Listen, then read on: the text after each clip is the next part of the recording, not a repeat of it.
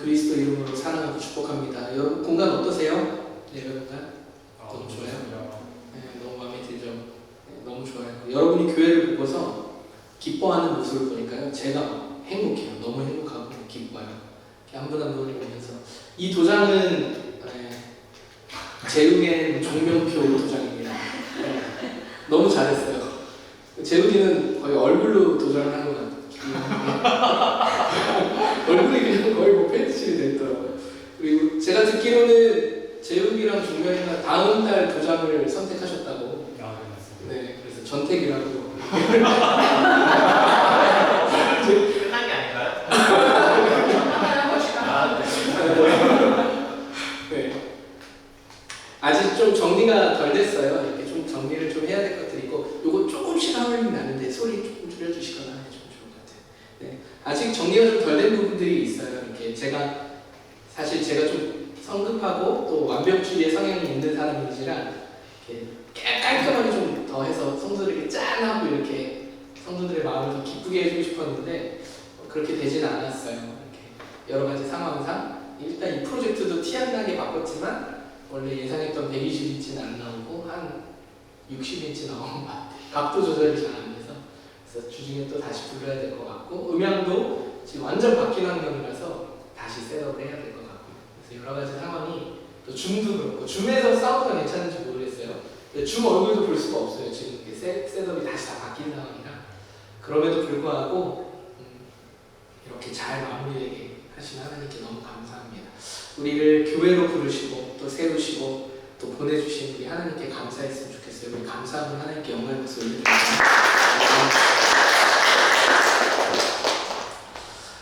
사실 저는 늘 무지하고 교만해서요.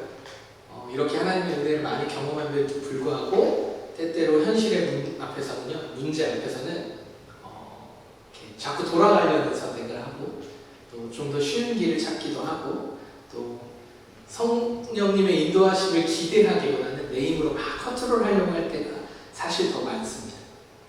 그런데 오늘 마지막에 찬양의 고백처럼 하늘에 나는 새도 돌보시는 하나님께서 일하고 계신다는 것을 제가 알고 있었거든요. 그리고 이번에도 경험을 했죠.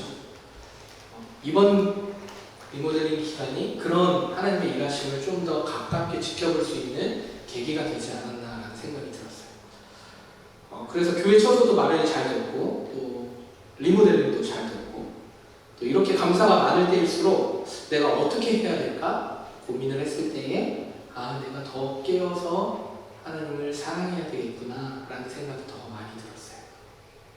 그래서 오늘 에베소 교회의 이 말씀을 통해서 이 사도 바울의 권면의 말씀을 통해서 우리가 어떻게 그리스도를 믿고 또 거룩한 성전이 되어서 하나님의 뜻대로 감사함을 잃지 않고 잘 살아낼 수 있는지 좀 깨닫는 그런 귀한 은혜의 시간들이 되기를 그리스도의 이름으로 축원합니다.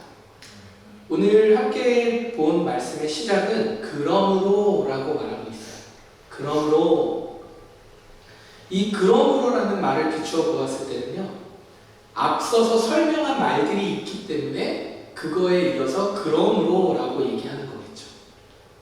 에베소서 2장의 말씀이기 때문에 이제 그러므로 앞장, 에베소서 1장부터 2장의 앞절까지는요 계속해서 이어온 어떠한 말들이 있었다는 거예요.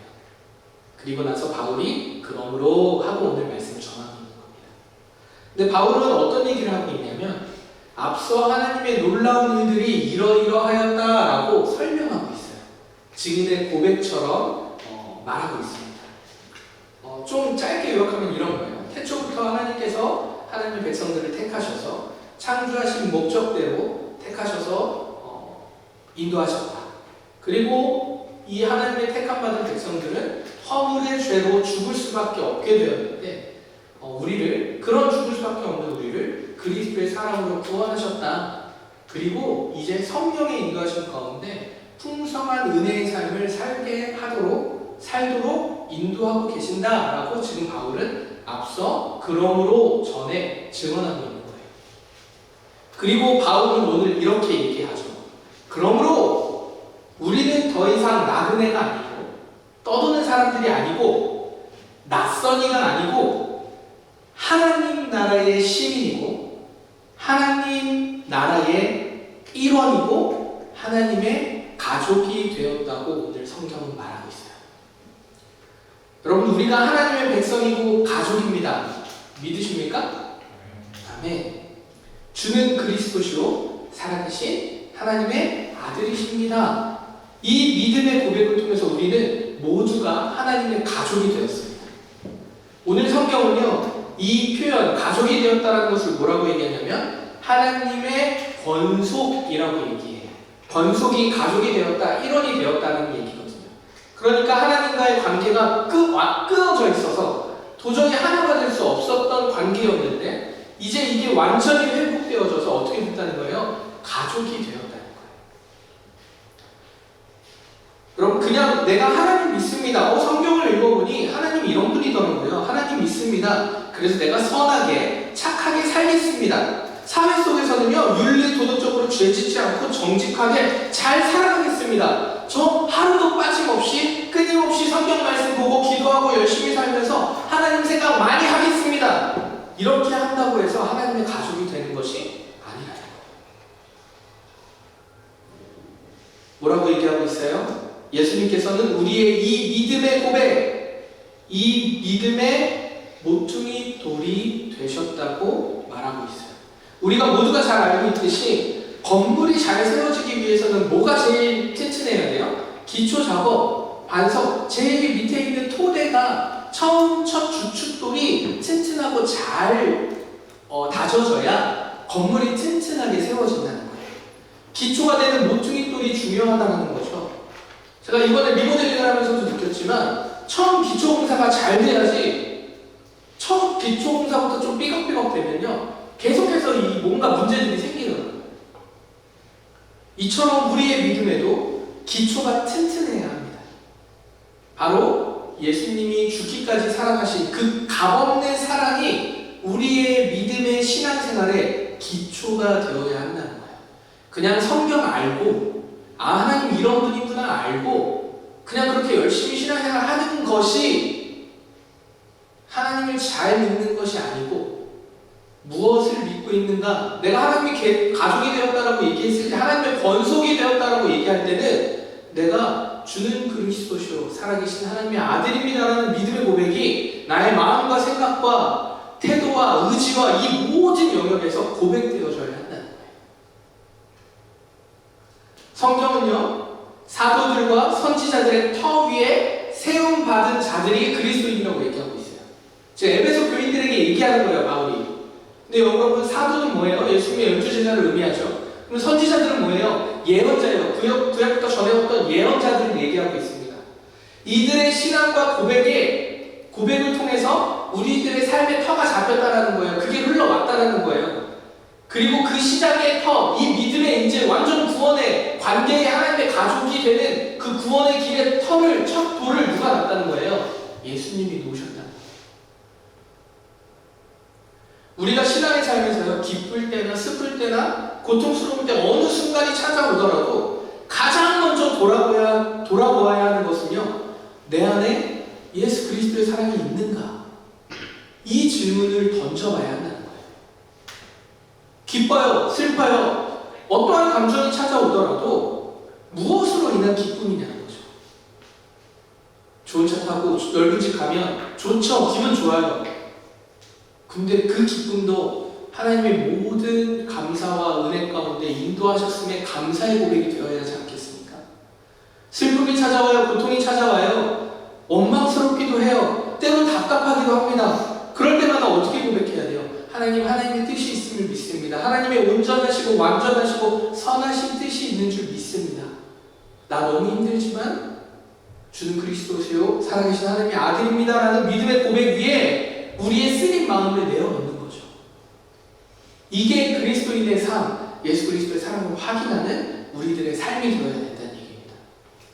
이 예수님의 사랑이 없을 때는요, 우리는 상상력의 제한을 받아요. 우리의 삶의 경험과 사고와 지식과 모든 그것들을 토대로 해서 계산해서 행동하게 됩니다. 예수님의 사랑이 없으면 반드시 그렇게 돼요.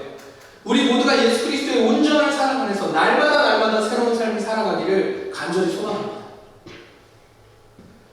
여러분, 예수님이 모퉁이 돌이 된 건물이라고 성경은 표현하고 있는데 뭐예요? 교회를 말합니다. 교회는 유형교회와 무형교회를 구분지어서 우리가 개념적으로 이해해 볼 수 있어요. 유형교회는 뭐예요? 말 그대로 보여지는 교회, 건물, 우리가 인식하고 있는 그런 것을 유형교회라고 한다면 건물로서 존재하는 교회를 유형교회라고 우리가 인식할 수 있겠죠. 그러면 무형교회는 뭡니까? 보이지 않아요. 하지만 믿음의 고백 위에 세워진 교회를 무형교회라고 얘기할 수 있어요. 두 개 다 중요하죠. 두 개 다 중요합니다. 어느 것 하나가 더 중요하다는 얘기가 아니고 두 개 다 신앙의 고백 위에 서로 균형 있게 잘 성장하고 자라가야 합니다. 그래서 바울은 교회에 대해 이렇게 얘기하고 있어요. 21절 말씀인데요. 그리스도 안에서 건물 전체가 서로 연결돼 주 안에서 함께 자라 거룩한 성전이 됩니다. 모두가 그리스도의 사랑 안에서 서로 연결되어 있다는 거예요. 가족이 되었다고 하니까 연결되었다는 거예요. 그리고 그리스도 안에서 함께 자라면서 뭐가 된대요? 거룩한 성전이 되어간다고 말하고 있습니다. 교회가 교회된다는 것은요, 무엇으로 교회가 되었는지 아는 것이 중요해요. 여러분, 무엇으로 교회가 돼요? 이렇게 잘 꾸며진 공간에서 예배 잘 드리고 예배 형식의 순서에 맞춰서 예배를 드리면 교회가 되나요? 교회가 교회되는 절대적 조건, 전제 조건이 있다는 거예요. 계속해서 같은 얘기지만 무엇이겠어요? 그리스도의 사랑 안에서 서로 연결되어 있기 때문에 그리스도의 사랑으로 하나 된 모든 곳을 교회라고 얘기한다는 거예요. 서로의 능력이 있어요. 서로의 각자 가진 은사들이 있습니다. 그걸 가지고 너가 잘하네, 내가 잘하네, 이건 잘했네, 못했네, 서로 이런 것들을 가지고 조율해서 각 개인이 예수님의 사랑을 알고 깨달아 서로를 사랑하면서 나아갈 때 거룩한 성전이 되어가는 거예요. 다시 정리하면 하나님의 사랑으로 우리가 각자 다른 사람들이 모였어요. 근데 여기서 너 잘해, 나 못해 이런 것만 따지는 게 아니라, 그런 것들이 기준이 되는 게 아니라 예수 그리스도의 사랑 안에서 연합하고 연결되어서 서로가 서로를 사랑하며 나아갈 때 교회가 거룩한 성전이 되어간다는 거예요. 자, 그러면 여기서 질문 하나 할게요. 그렇다면 교회가 모인 곳에 갈등이 있을까요, 없을까요? 반드시 있을 수밖에 없는 거예요. 왜요? 만약에 그리스도의 사랑으로 가족이라는 이 인치심이 없다면 갈등은 의미가 없어요. 그냥 우리가 원하는 대로 살면 돼요. 하나님 잘 믿고. 그런데 그게 아니라는 거예요. 하나님의 자녀가 되었기 때문에 나와 다르고 저 사람의 부족함이 보이고 나의 부족함이 드러났을 때 괜찮다라고 말할 수 있고, 서로 품고 기다려주고 대화하고 인격적으로 존중해주고, 그리고 그리스도의 사랑 안에서 우리가 어떻게 협력해서 함께 고민하며 인생을 살아갈 수 있을지, 그렇게 나아가는 게 거룩한 성전이 되어간다는 거예요. 그러니까 교회는 반드시 뭐가 있어요? 갈등이 있어요. 갈등이 없는 교회는 무언가 이상할 수가 있어요. 감히 생각해보면 어떠한 탑 리더의 강력한 카리스마 안에서 그것이 기준이 되어서 모든 사람들의 인격이 소멸되는 경우도 있죠. 이해되십니까? 그런 경우는 모르겠어요. 반 정도는 하나님의 사랑이라고 얘기할 수도 있겠지만 저의 개인적인 신앙의 고백, 또 신학적 전제 안에서는 반 정도는 조금 우리가 함께 고민해봐야 하지 않을까라는 생각이 든다는 거예요. 하나예요. 그리스도의 사랑 안에서 우리가 가족이 된 거지, 그리스도의 사랑이 없다면 그것을 교회라고 말할 수 없다는 거예요. 여러분, 우리가 개척한 지 1년 10개월이 지났어요. 오늘이 10월의 마지막 주니까요. 시간이 얼마나 빠른지 모르겠어요. 좀 여기서 1년 10개월 전에 지금 하연이 막 소리 지르면서 막 띵기띵기 막 다니지만, 그때는 말도 잘 못했던 것 같은데 막 이렇게 걷고 이랬던 걸 기억으로 하는데 시간이 너무 빨리 흘렀어요. 여기서 여러분들 다 와서 뭔가 막 이렇게 세팅한다고 뭘 해본다고 우리가 서로 막 그랬던 시간들이 있었잖아요. 그래서 돌아보면요, 모든 것이 감사입니다. 그럼에도 지나온 공동체의 삶을 보면요, 걱정이 얼마나 많았어요. 우리가 근심도 얼마나 많았습니까? 그리고 다 나눌 수 없었지만 여러분의 개인적으로도 아마 애태운 시간들이 많이 있었을 겁니다. 개척교회에 와서 함께 하나님을 사랑하고 예배하고 또 교회를 세운 여러분들이 대단하다는 생각이 들고 늘 감사한 마음이 들고 또 이런 공동체의 사람들을 만날 수 있게 하신 하나님께 너무 기쁘고 감사한 게 있지만 여러분 그럼에도 불구하고 말할 수 없는 불안과 염려가 우리에게 있지 않습니까? 교회라는 이름으로 모였지만 그래도 있어요. 이제 하나님을 예배하는 처소가 생겼습니다. 그리고 우리의 필요에 맞는 공간도 생겼어요. 그런데 사실 이러한 모든 모양과 모습보다 더 중요한 것은 저는 그리스도의 사랑임을 믿습니다. 앞으로 우리의 환경이 더욱 좋아진다고 할지라도 환경이 더 좋아져서 그걸로 인해서 안정감을 느끼는 것이 아니었으면 좋겠어요. 환경의 변화와 성장을 통해서 감사할 수 있으나 하나님의 일하심을 보는 것이 아니라 그 과정에 공동체가 어떻게 그리스도의 사랑을 알아가고 배워가며 나누어가는지 사실 그것을 아는 것이 더 중요한 거지. 이 공간이 더 안정화가 되고 우리의 필요에 맞게 더 좋아지고 이런 것이 감사할 수는 있으나 우리에게 본질이 되어서는 안 된다라는 생각을 다시 한번 말씀을 준비하면서 기도하면서 생각하게 됐어요. 시간이 흐름에 따라 우리 성도들이 더 영적으로 성숙해졌으면 좋겠습니다. 여러분의 개인의 삶에 더 그리스도인으로 강건한 전신갑주를 입은 그리스도의 군사들이 되었으면 좋겠습니다. 그렇게 되기를 그리스도의 이름으로 축원합니다. 오늘 성경은 말합니다. 그리스도 안에서 함께 자라면서 거룩한 성전이 되어간다고 말하고 있어요. 여러분 함께 자라면서 이 함께 한다는 것은요 우리가 가지고 있는 믿음에 정말 너무나 중요한 가치예요. 함께 한다는 것. 하나님은요 우리와 함께 하고 싶어 하십니다. 그래서 너무나 함께 하고 싶으니까 깨어진 관계를 회복하기 위해서 화해와 평화의 사역을 위해서 독생자 예수를 보내주신 거잖아요. 그리고 예수님이 승천하신 이후에도 성령님을 통해서 우리와 영원히 함께하고 계신다는 거예요. 하나님께서는 언제나 우리와 함께하고 계십니까? 믿으십니까? 아멘. 창세기에요. 사람을 만드실 때도요. 성부 하나님, 성자 예수님, 성령 하나님이 함께 하셨어요. 오늘 본문의 마지막 절도요. 삼위 하나님께서 함께하고 계심을 알 수 있습니다. 22절 말씀인데요.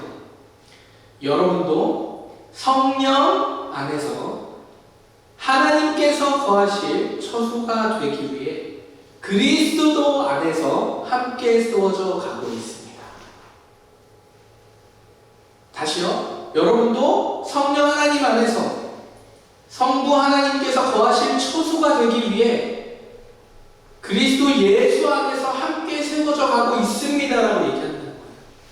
삼위의 하나님께서 함께 하고 계신다는 겁니다. 성령 안에서 하나님께서 거하시는 처소가 되기 위해 그리스도 예수 안에서 우리가 함께 세워져 간다는 거예요. 교회는 함께 세워져 가는 거예요. 누구 한 사람이 더 높이 올라가는 게 아니에요. 한 사람이 더 돋보이고 한 사람이 더 잘나서 한 사람이 더 능력이 많아서 한 사람이 무언가 더 특별나서 그 사람이 잘하는 거 아니에요.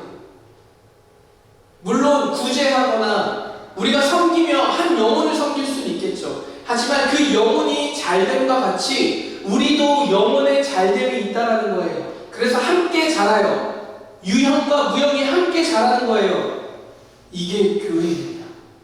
이게 거룩한 성전이 되어간다는 거예요. 그래서 함께라는 가치는 너무너무 중요해요. 그래서 제가 어떻게 해서든 현장으로 와서 예배 드렸으면 좋겠다. 또는 줌으로 예배 드리더라도 유튜브 제가 일부러 안 하잖아요. 그 얘기는 어떻게 해서라도 얼굴을 보고 마주하고 서로 격려하고 축복하고 나눌 수 있는 그런 문화와 환경이 교회에 너무 중요하기 때문에 제가 그것을 계속 강조했던 것입니다. 사랑하는 성도 여러분, 교회는요, 예수 그리스도를 사랑하는 이 믿음의 고백 위에 세워지는 것입니다. 우리가 이렇게 감사함 가운데 교회를 아름답게 세웠지만 너무 아름답지 않나요? 저 어제 혼자 밤에 해놓고 와 좋다. 또 이거 생각도 못했어. 조명 그냥 걷어만 놔야지. 나중에 당근이든 누구나 저는 이제 또 요즘 재활용 뭐 이렇게 환경 이런 거에 또 관심이 많으니까 이거 해서 누구 당근이나 뭐든 필요한 사람 나눠줘야지 이렇게 생각했는데 주중에 찬양 연재가 와서 우선 이거 그냥 연결해서 쓰면 돼요 이러더라고요. 그래서 어제 밤에 와서 아내랑 둘이 막 라인 이것저것 만져보니까 너무 이쁜 거예요. 이렇게 교회를 아름답게 세웠지만 여러분 기억하십시오. 하나님께서는 이것보다 훨씬 더 아름다우신 분이십니다.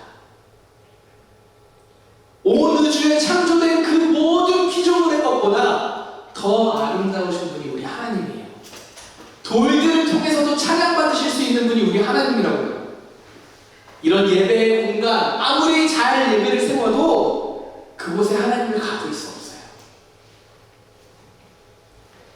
그러면 언제 하나님께서 가장 빛나는 아름다움이 드러날까요? 하나님의 가장 아름다움이 빛나는 순간은요, 하나님께서 찬양받으시고 우리의 예배를 받으시는 그 예배의 순간에 하나님이 가장 아름답게 빛나는 것입니다. 교회에 보여지는 모습과 상관없다는 거예요. 에베소서 1장 12절과 14절에는요, 하나님을 찬미하는 것에 대해서 얘기하고 있어요. 하나님께서 우리에게 소망을 주시고 기쁨을 주시고 감사를 주시는 이유는 하나님의 영광을 찬양하도록 하기 위함이라고 얘기하고 있다는 거예요. 여러분 소망 있으세요? 기쁨 있으세요? 감사 있으십니까? 그게 왜 있냐는 거예요. 왜 평안하냐는 거예요. 하나님의 영광의 기쁨의 찬양, 찬미를 드리기 위함이라는 거예요. 믿으십니까? 아멘. 사랑하는 성도 여러분, 날마다 하나님을 찬양하고 높여드리는 삶이 되기를 축복합니다. 교회에 보여지는 아름다움보다 우리가 공동체로 드려지는 이 예배와 여러분의 일상의 삶의 예배에서 하나님을 찬양하는 모습을 통해서 하나님 기뻐하시고 하나님 영광 받으시는 줄 믿습니다. 말씀 좀 정리했으면 좋겠는데요. 여러분 우리 리모델링 한 17일 걸렸어요. 공사 딱 잔금 치르는 날까지 17일이 걸렸는데요. 여러분 마음이 어떠셨어요? 17일 동안?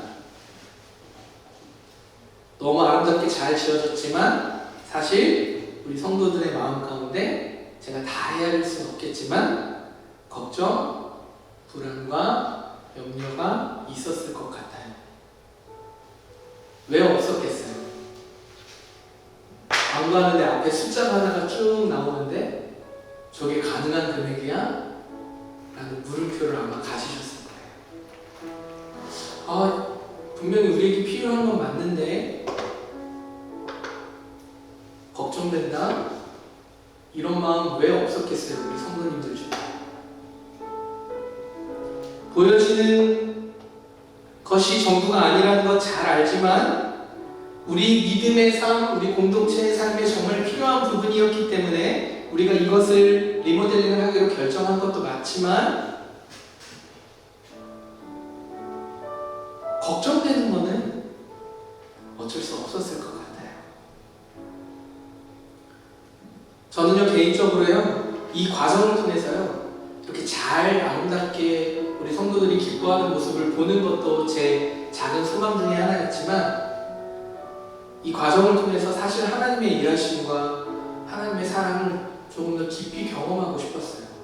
그래서 기억하세요 여러분, 우리 처음 기도할 때 하나님을 사랑하고 이웃을 사랑하고 우리 공동체가 서로 사랑하고 예배하는 그 기쁨을 누리기 위해서 이것을 하는 거기 때문에 그것을 먼저 기도해 달라고 요청드렸던 거 기억나십니까? 근데 너무너무 감사하게도요 감사함으로 정말 감사함으로 하나님께서 일하시고 사랑을 알게 하셨습니다. 여러분 2,815만 원이라는 재정은요, 제가 찾아다닌 게 아니에요. 제가 일일이 무언가 찾아다니면서 우리 교회가 이런데 좀 필요합니다, 후원 좀 해주십시오, 이렇게 저 찾아다니지 않았어요. 사실은 처음에 리모델링을 시작할 때는 그 마음이 왜 없었겠어요. 저도 리스트를 좀 적어가면서 이 형님들 이런 분들 좀 찾아가서 하나님 나라를 위해서, 개척교회를 위해서 후원 좀 해주십시오, 이런 말을 하려고 마음을 준비했어요. 그래서 리모델링을 시작하는 거예요. 물론 우리 성도들도 함께 믿음으로 동참해 줄 거라는 믿음도 있었지만, 사실 우리가 작은 교회이기도 하고 또 우리가 막 사업을 하는 사람들이 많아서 막 뭐 이렇게 후원을 막 이렇게 헌금을 막 이렇게 할 수 있는 사람들도 많지 않고, 그래서 알고 있었죠. 그런데요, 공사가 시작되는 10월 9일 첫날 제가 노예 때문에 대전을 갔잖아요. 그래서 저는 공사 시작한 걸 볼 수 없었어요. 근데 대전을 갔는데 예배를 드리는데요, 그 말씀도 기억이 잘 안 나거든요, 그때 예배. 근데 그냥 그 순간 마음에, 성준아, 하늘에 나는 새도 내가 돌보는데 왜 너는 너 힘으로 하려고 하냐? 이런 마음을 주셨어요. 그래서 제가 10월 9일날 그날 이제 밤늦게 KTX 타고 다시 집으로 돌아오면서 마음을 결정을 했어요. 그리고 집에 가서 아내한테 얘기했습니다. 여보, 나 찾아다니지 않을 거야. 우리 기도하자. 찾아다니지 말자. 물론 재정으로 하나님 시험하는 거 아니지만 나 진짜 믿음으로 하나님 앞에 고백하면서 좀 사는 거, 내 인생을 드리는 삶이 무엇인지 나 좀 경험하고 싶다. 그리고 아무도 찾아가지 않았어요. 전화 한 통 하지 않았습니다. 그리고 인스타에만 딱 2번 후원해 주십시오 라는 2번의 글만 올렸어요. 근데 여러분, 정말 한 10년도 더 지난 사람들에게서 5만원, 만원, 10만원 이렇게 헌금이 들어오더라고요. 그리고 더 놀라운 건요, 지난주 주일날 139만원이 오지 않았는데 지난주 주일날 딱 정확하게 부족한 139만원이 그날 다 채워졌습니다. 제가 말하고 싶은 건, 우와, 돈이 맞아 떨어졌어, 이게 대단해, 이걸 얘기하는 게 아니에요. 하나님은요, 부한 중에나 비난 중에나 우리를 결코 포기하지 않으시고 도우시고 붙잡아 주신다는 분이라는 것을, 그걸 나누고 싶다는 거예요. 여러분 혹시 두려움 있으십니까? 그리스도인으로 산다고 하는데 때때로 시험 들어서 합리적인 선택을 하고 효율적인 선택을 하며 내 인생이 조금 뒤처질까봐 두려우십니까? 아니요. 하늘에 나는 새도 돌보십니다. 여러분 기억하십시오. 수많은 섬김의 손길들, 그 손길들로 우리 교회가 세워졌어요.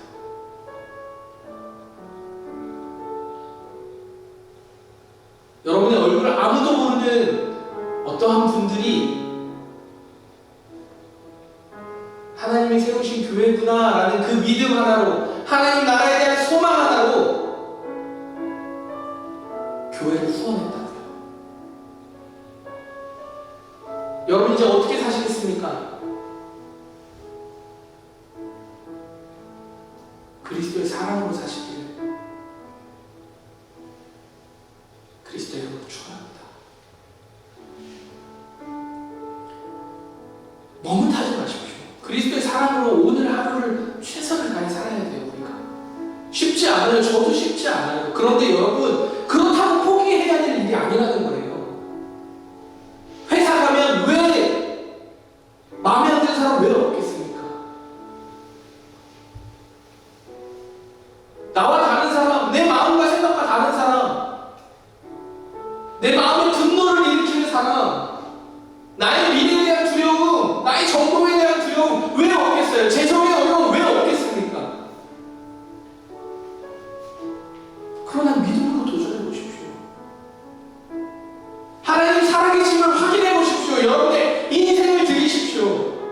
그리스도의 사랑을 담고 나누는 삶을 살아야 합니다. 그게 우리의 사명이고 그것을 통해 하나님 영광 받으신다는 거예요.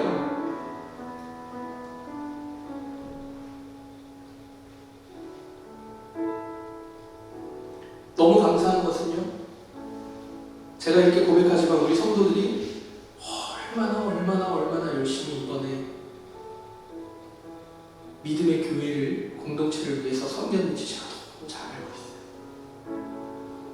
저는 사실 이번에 준비한 리모델링 기간 하나도 안 힘들었거든요. 어제 아내랑 저랑 새벽 2시에 들어갔고 그 전날에도 2시에 들어가고 그리고 새벽 5시에 잠을 잤어요. 몸은 좀 뻐쩍지근한데요. 안 피곤해요. 여러분들과 함께 예배드리는 것이 너무 기쁘고 좋아요. 여러분들이 이번 주 한 명 한 명 와서, 물론 직장 다니시는 분들은 쉽지 않았겠지만 그럼에도 얼굴이라도 비치는 분들도 계시고,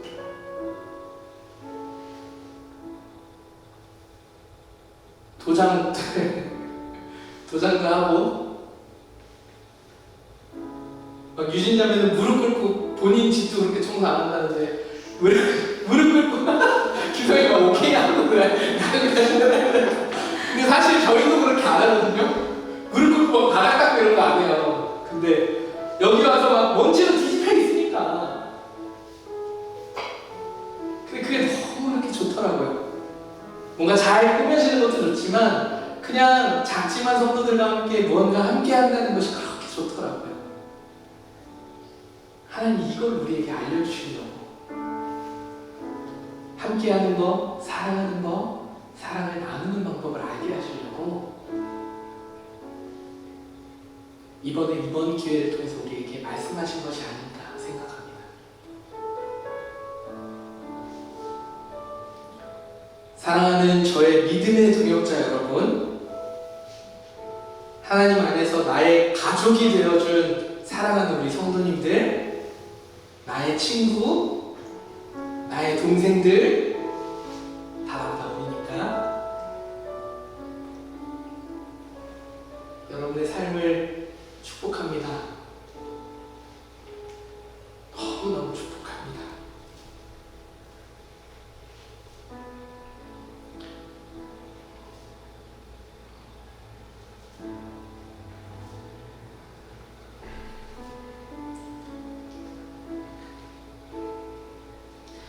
함께 세워가는 교회가 되기 위해서 여러분이 삶 속에서 정말 최선을 다해 하나님 붙잡았으면 좋겠어요. 하나님을 더 열심히 찬양하는 삶을 살아보기를 간절히 소원합니다. 뒤돌아보지 마십시오. 뒤돌아봐도 아무것도 없어요. 하나님 붙잡으십시오. 그리스도의 사랑을 붙잡으십시오. 죽음을 이기신 그리스도를 붙잡으십시오. 교회를 바라보지 마세요. 예수 그리스도의 사랑을 바라보십시오. 그것이 우리의 유일한 소망입니다. 근심과 연연할 때 그리스도의 사랑을 붙드십시오. 목사님 너무 뻔한 얘기 수십 년간 들었어요. 맞아요. 뻔하지만 그게 진리이기 때문에 그것을 붙잡으십시오. 무뎌지고 그게 진리로 와닿지 않는다면 내 신앙 상태 점검해 봐야 돼요.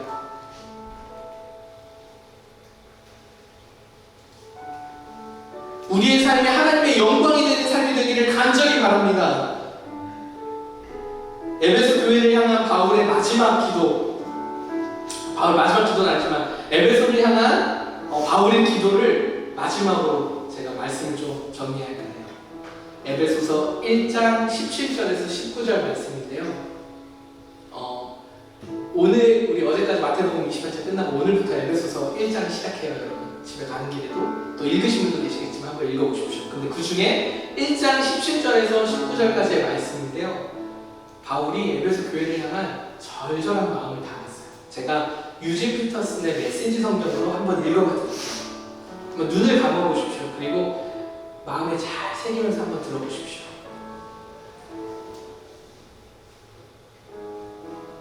우리 주 예수 그리스도의 하나님, 영광의 하나님께서 우리 올디너리 성도에게, 저에게 이해력과 분별력을 주셔서 하나님을 친히 알게 하시고 우리들의 눈을 맑고 또렷하게 해주시기를 구합니다. 그리하여 하나님께서 무엇을 하라고 부르시는지 우리가 정확히 볼 수 있기를 바랍니다. 또한 하나님께서 그분을 따르는 이들을 위해 마련해 두신 이 영광스러운 삶의 방식이 얼마나 대단한 것인지, 하나님께서 그분을 믿는 우리 안에서 끊임없는 에너지와 한없는 능력으로 행하시는 역사가 얼마나 풍성한지를 이해할 수 있기를 구합니다. 아멘. 이 바울의 기도가 우리 모두의 기도가 되어 응답되어지기를 사랑의 근원 되시는 예수 그리스도의 이름으로 축복하며 기도합니다. 그렇게 되기를 간절히 소망합니다.